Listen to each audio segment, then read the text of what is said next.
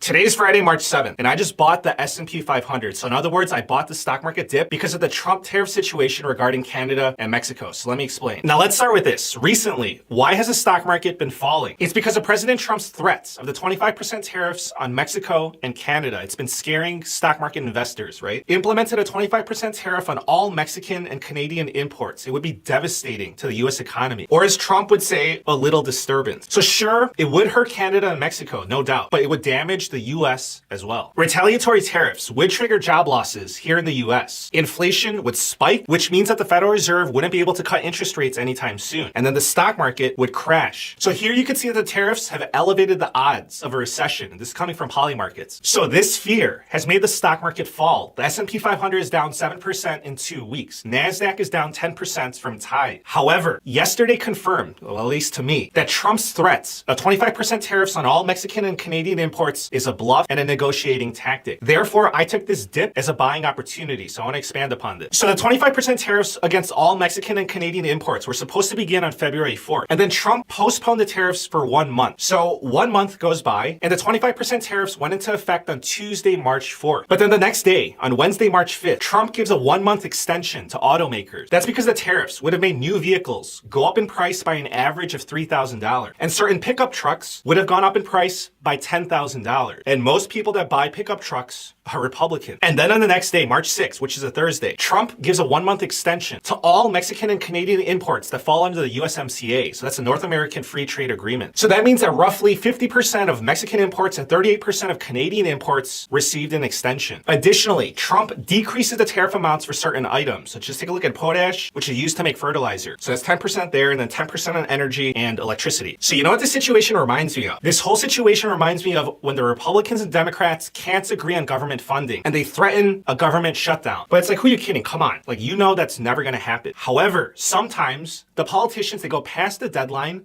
to show that they're extra serious and the government actually shuts down for a few days. But we all know at the end, it's a bluff, it's a negotiating tactic. They're not going to shut down the government for a long period of time. So from my perspective, it's the same thing here with this threats of 25% tariffs on all Mexican Canadian imports. It's a negotiating tactic. Trump is not serious about imposing a 25% tariff on all Mexican and Canadian imports. All in all, when looking at the dollar value of goods, about 80% of Mexican and Canadian imports received either a postponement or a reduction in tariff. So again, I'll say very clearly, these 25% tariffs on all Mexican and Canadian imports, it's just a bluff. So listen, I put my money where my mouth is. I did this today. So this has been driving down the stock market. I think it's a bluff. So I bought the S&P 500. I bought this dip with an ETF. I think an index fund is fine too. So this whole situation regarding Canada and Mexico, the tariffs on them, I'm going to cover it in further detail in a separate video. But what I want to tell you is that the great meltup is still in full effect. And just to remind you, the stock market will continue to go up in the long run. It's not because the market is great. It's not because the economy is doing so well. It's because the dollar is being devalued. It's financial asset inflation, and you must get invested to protect yourself. Now, I want to show you this. So this is what brings me a lot of comfort, buying the dip at this level. So this shows you the performance of the stock market after the Federal Reserve does their pivot, meaning that they pivot their policy and start lowering interest rates. So the Federal Reserve pivoted on September 18th of 2024. And at that time, the S&P 500 was just under 5,700. And I bought the dip right now when the S&P 500 is close to just under 5,700. So essentially, the stock market right now is close to where it was when the Federal Reserve pivoted. After 1 year from the pivots, the median return is 16%. After 3 years, the median return is 41%. After 5 years, the median return is 97%. And just look, 5 years after the pivot, the stock market is always up. So based on the math and historical data, I like my chances. And I'll tell you this, honestly, with my money on the line. So I'll tell you that President Trump is not going to reduce the national debt. Trump is going to add trillions to the national debt, and he's not going to stop inflation.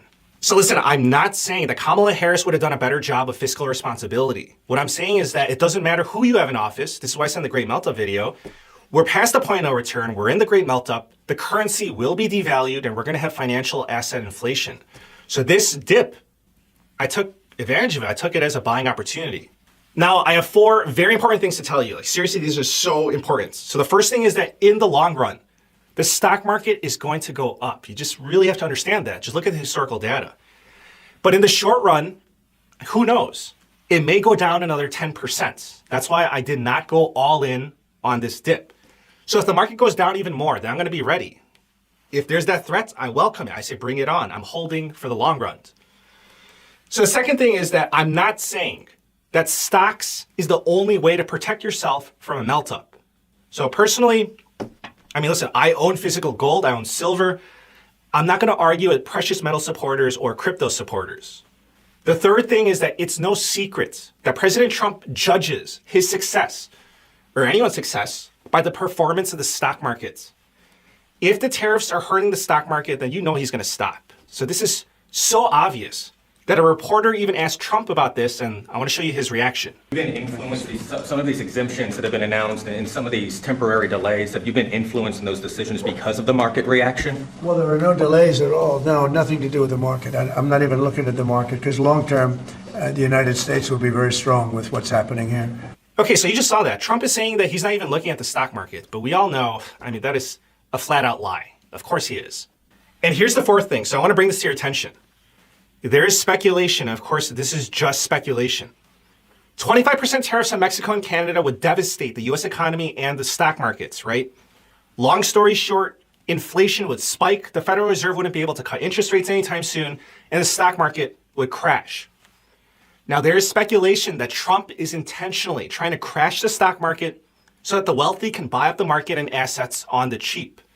So this is called disaster capitalism, which I dedicated a video to.